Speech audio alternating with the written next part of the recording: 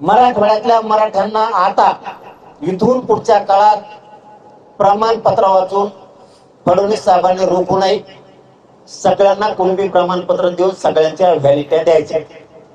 आंदोलनाच्या तारखेच्या आत नसता आंदोलन भयानक होणार।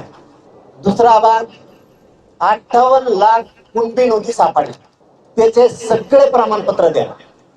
ग्रामपंचायतला महाराष्ट्रातल्या जे 58 लाख नोंदी सापडल्या त्या ग्रामपंचायतला लावा। मुख्यमंत्री एकनाथ शिंदे साहेबांनी त्यावेळेस अभियान घेतले होते, जे सत्य ते करायला दिलखुलास केलं पाहिजे मताच्या आधी। एकनाथ शिंदे साहेबांनी अभियान घेऊ प्रमाणपत्र दिले, कारण नोंदी सापडले तर घ्यायचं काय का? तसंच फडणवीस साहेबांनी करावं ही आमची इच्छा आहे। मी आजच खोट बोलतोय, आंदोलनाच्या तारखेच्या जर तुम्ही केलं नाही तर तुम्ही सगळे पट्ट्यावर घेतले म्हणून समजा, फडणवीस साहेबांसहित